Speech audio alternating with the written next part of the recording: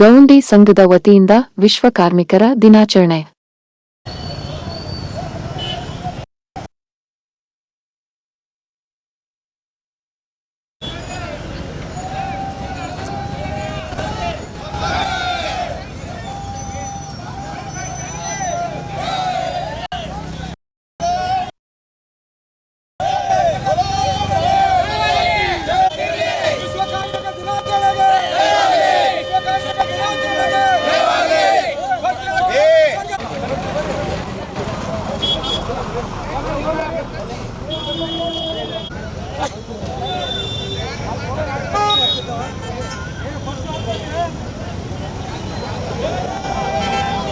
Mobile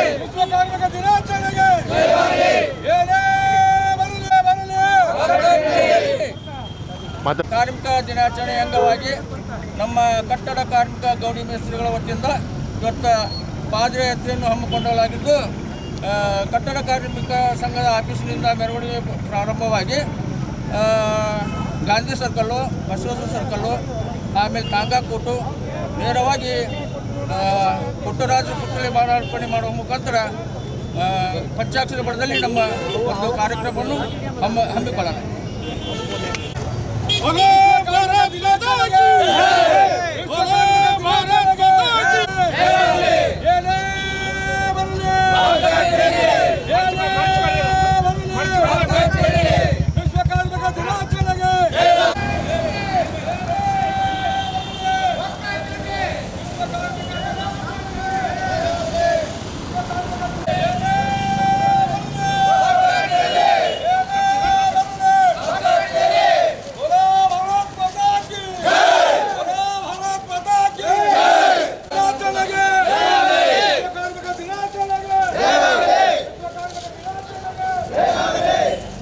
ಕಟ್ಟಡ ನಿರ್ಮಾಣ ಕಾರ್ಮಿಕರ ಗೌಂಡಿ ಸಂಘ, ಗದಗ ಬೆಟಗೇರಿ, ಗದಗ ಜಿಲ್ಲಾ ಕಾನೂನು ಸೇವೆಗಳ ಪ್ರಾಧಿಕಾರ ಇವರ ಸಹಯೋಗದಲ್ಲಿ ನಗರದ ವೀರೇಶ್ವರ ಪುಣ್ಯಾಶ್ರಮದಲ್ಲಿ ವಿಶ್ವ ಕಾರ್ಮಿಕರ ದಿನಾಚರಣೆ ಆಚರಿಸಲಾಯಿತು. ಕಾರ್ಯಕ್ರಮದ ಉದ್ಘಾಟನೆಯನ್ನು ಸಿ.ಎಸ್. ಶಿವನಗೌಡ್ರ, ಹಿರಿಯ ದಿವಾಣಿ ನ್ಯಾಯಾಧೀಶರು ಹಾಗೂ ಸದಸ್ಯ ಕಾರ್ಯದರ್ಶಿ ಜಿಲ್ಲಾ ಕಾನೂನು ಸೇವೆಗಳ ಪ್ರಾಧಿಕಾರ ಗದಗ ಇವರು ನೆರವೇರಿಸಿದರು. ಕಾರ್ಯಕ್ರಮದ ಅಧ್ಯಕ್ಷತೆಯನ್ನು ಶೇಖಪ್ಪ ಕರಿಬಿಷ್ಟಿ ಅಧ್ಯಕ್ಷರು, ಕಟ್ಟಡ ನಿರ್ಮಾಣ ಕಾರ್ಮಿಕರ ಗೌಂಡಿ ಸಂಘ ಗದಗ ಇವರು ವಹಿಸಿಕೊಂಡಿದ್ದರೆ, ಮುಖ್ಯ ಅತಿಥಿಗಳಾಗಿ ಶ್ರೀಶೈಲ್ ಎಸ್. ಸೋಮನಕಟ್ಟಿ ಕಾರ್ಮಿಕ ಅಧಿಕಾರಿಗಳು, ಉಪವಿಭಾಗ ಗದಗ ಆರ್. ಜಿ. ಕಲ್ಲೂರ ಅಧ್ಯಕ್ಷರು, ಜಿಲ್ಲಾ ವಕೀಲರ ಸಂಘ ಗದಗ ನಿತ್ಯಾನಂದ ಕುಮಾರ್ ಎಸ್. ಎಲ್. ತಾಂತ್ರಿಕ ಅಧಿಕಾರಿ, Dalmia cement Karnataka Gowdappa Patil, Dalmia cement area manager Basavaraj N.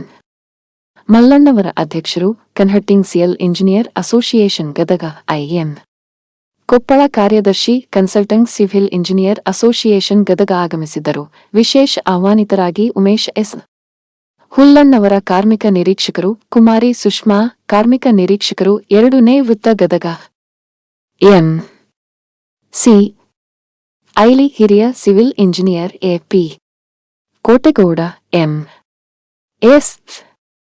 ಅಂಗಡಿ, ಈಶ್ವರ ಸಮಗಂಡಿ, ಸುಭಾಸ್ ಎನ್. ಗುಗ್ಗರಿ ಆಗಮಿಸಿದ್ದರು. ಕಟ್ಟಡ ಕಾರ್ಮಿಕರ ಹಕ್ಕುಗಳ ಕುರಿತು ಸಹಾಯಕ ಕಾನೂನು ಅಭಿರಕ್ಷಕರು, ಜಿಲ್ಲಾ ಕಾನೂನು ಸೇವಾ ಪ್ರಾಧಿಕಾರದ ಗುರುರಾಜ ಗೌರಿ ಮಾಹಿತಿ ನೀಡಿದರು. ಅವರಿಗೆ ಏನು ಮೂಲಭೂತವಾಗಿ ಸೌಲಭ್ಯ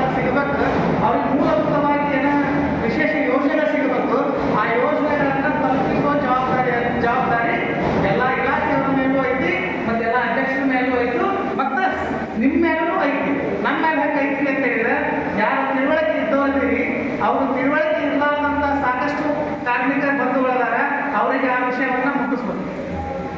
ನೋಡ್ರಿ, ಸಾಕಷ್ಟು ಜನ ನಾನು ಕಾರ್ಮಿಕ ಸಂಘಟನೆಗೆ ಕಾರ್ಮಿಕ ಕಾರ್ಯಕ್ರಮಗಳಿಗೆ ಹೋದಾಗ ಪದೇ ಪದೇ ಹೇಳ್ತಾ ಇದ್ದೀನಿ, ಇಲ್ಲಿ ನಮ್ಮ ಹತ್ರ ಸಾಕಷ್ಟು ಜನ ನೀವು ಕಾರ್ಮಿಕ ಬಂಧುಗಳು ಸೇರಿರ್ತೀರಿ.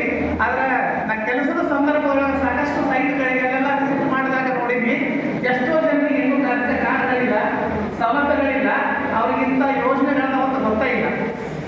ಒಂದು ವೇಳೆ ತಾವೇನಿಂದ ಒಂದು ಉದ್ದೇಶಪೂರ್ವಕವಾದ ವಿಶೇಷವಾದಂಥ ಒಗ್ಗಟ್ಟಾಗ್ತೀರಿ, ಈ ಕಾರ್ಮಿಕ ದಿನಾಚರಣೆಗಳನ್ನ ಆಚರಣೆ ಮಾಡ್ತೀರಿ.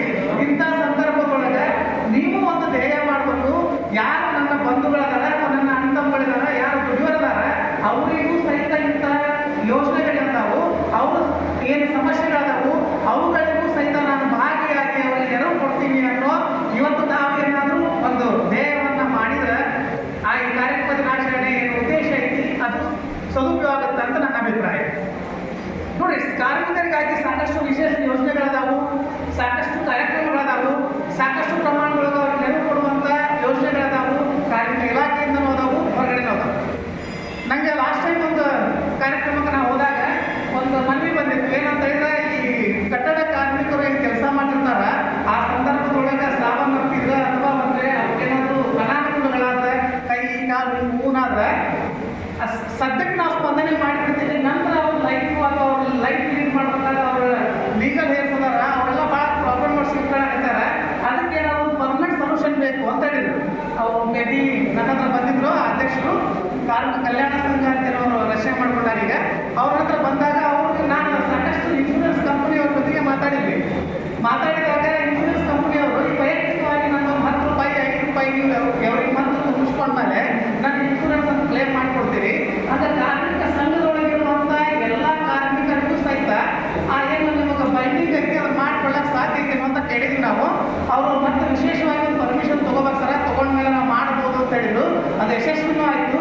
ಅಂತ ಒಂದು ಇನ್ಶೂರೆನ್ಸ್ ಕಂಪನಿಯವರು ಮುಂದೆ ಬಂದು, ನೀವು ಒಂದು ವೇಳೆ ಕಾರ್ಮಿಕ ಸಂಘದವರಾಗಿ ನೀವು ಒಂದು ಸಂಘಟನೆ ಇಟ್ಟು ನಿಮ್ಮ ಅಧ್ಯಕ್ಷರ ಮೂಲಕ ಅಥವಾ ನಿಮ್ಮ ಯಾವುದೇ ಪದಾಧಿಕಾರಿಗಳ ಮೂಲಕ ಪ್ರತಿ ತಿಂಗಳು ನಿಮ್ದೊಂದು ಫಂಡಿಂಗ್ ಅಥವಾ ನಿಮ್ಮ ಹತ್ರ ಇರುವಂಥ ಸಾಕಷ್ಟು ಮುಂದುವರೆದವು ಅದಕ್ಕೊಂದು ಫಂಡಿಂಗ್ ಭಾಳ ಇಲ್ಲ. ಅದಕ್ಕೆ ನಿಮ್ಮ ಮಂತ್ಲಿ ₹5 ₹4 ₹3 ಹಾಕಿ ಒಂದು ಟೋಟಲ್ ಅಮೌಂಟನ್ನು ನೀವು ಸೆಟ್ ಮಾಡಿಕೊಂಡು ಅಷ್ಟು ಅಮೌಂಟಿಗೆ ನೀವು ಇನ್ಶೂರೆನ್ಸ್ ಮಾಡಿಸಿದ್ರೆ ಆ ಗ್ರೂಪ್ನೊಳಗಿರುವಂಥ ಎಲ್ಲ ಮೆಂಬರ್ಸ್ ಸಹಿತ ಇನ್ಶೂರೆನ್ಸ್ ಕ್ಲೇಮ್ ಆಗುತ್ತೆ. ನೀವು ಮುಂದಿಂದ ಅಂದರೆ ಅಕಸ್ಮಾತ್ ನಂಗೆ ಅದು ಬೇಡ ಅನ್ಕೋತೀನಿ, ಒಂದು ವೇಳೆ ನೀವು ಕಟ್ಟಡ ಕಾರ್ಮಿಕರು ಆ ಥರದ ಕೆಲಸ ಮಾಡುವಂಥ ಏನಾದರೂ ಅಂಥ ಸಮಸ್ಯೆಗಳು ಸಂಭವಿಸಿದ್ರೆ ನಿಮ್ಮ ಮುಂದಿನ ಲೈಫ್ ಲೀಡ್ ಮಾಡಲಿಕ್ಕೆ ಇನ್ಶೂರೆನ್ಸ್ ಹೆಲ್ಪ್ ಆಗ್ಬೋದು. ಸಣ್ಣ ಹೆಲ್ಪ್ ಅಷ್ಟೇ, ದೊಡ್ಡ ಪ್ರಮಾಣದ ಹೆಲ್ಪ್ ಆಗುತ್ತಂತಲ್ಲ, ಒಂದು ನೀವು ಸಣ್ಣ ಹೆಲ್ಪ್ ಆಗ್ಬೋದು.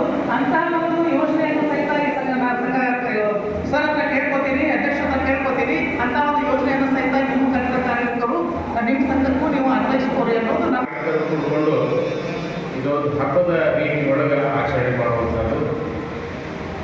18ನೇ ಶತಮಾನದೊಳಗೆ ಚಿಕಾಗೋ ನಗರದಲ್ಲಿ ಆಗಿರ್ತಕ್ಕಂಥ ಕಾರ್ಮಿಕರ ಹೋರಾಟದ ಒಂದು ಹಕ್ಕು ಪಡೆಯುವ ಸಲುವಾಗಿ ಹೋರಾಟ ಮಾಡಿದರು. ಅಂದಿನಿಂದ ಇಲ್ಲಿವರೆಗೂ ವಿಶ್ವಾದ್ಯಂತ ಈ ಒಂದು ಮೇ 1 ಕಾರ್ಮಿಕ ದಿನಾಚರಣೆ ಅಂತ ಹೇಳಿ ನಾವೆಲ್ಲ ಆಚರಣೆಯನ್ನು ಮಾಡ್ತಾ ಇದ್ದೀವಿ. ಈಗ ತಾನೇ ನಮ್ಮ ಗುರುರಾಜ್ ಸರ್ ಹೇಳಿದಂಗೆ ಬಸವಣ್ಣವರು ಕಾಯಕ ದಾಸೋಹಗಳನ್ನು ನಮಗೆಲ್ಲ ಕಲಿಸ್ಬೋದಂಥವ್ರು. ಇವತ್ತು ನಾವು ಕಾಯಕ ಮಾಡಲಿಲ್ಲ ಅಂದ್ರೆ ಅವತ್ತಿನ ದಿವಸ ನಾವು ಪ್ರಸಾದ ತೊಗೊಳ್ಳಿಕ್ಕೆ ಯೋಗ್ಯ ಆಗೋದಿಲ್ಲ ಅಂತ ಹೇಳಿ. ಇವತ್ತು ಬ್ಯಾಂಕ್ನೊಳಗೆ ಸಾಕಷ್ಟು ದುಡ್ಡು ಇರ್ಬೋದು, ಮನೆಯೊಳಗೆ ದುಡ್ಡು ಇರ್ಬೋದು. ಆಗ ಬಸವಣ್ಣವ್ರು ಹೇಗೆ ಹೇಳಿದ್ರಪ್ಪ ಅಂದ್ರೆ, ಇವತ್ತಿನ ದಿವಸ ಮುಂಜಾನೆ ಅಂತ ಸಾಯಂಕಾಲವರೆಗೂ ಏನಾದರೂ ಒಂದು ಕಾಯಕ ಮಾಡಿದ್ರೆ ಮಾತ್ರ ನೀವು ಪ್ರಸಾದ ಮಾಡೋದು ಅಂತ ಹೇಳಿ.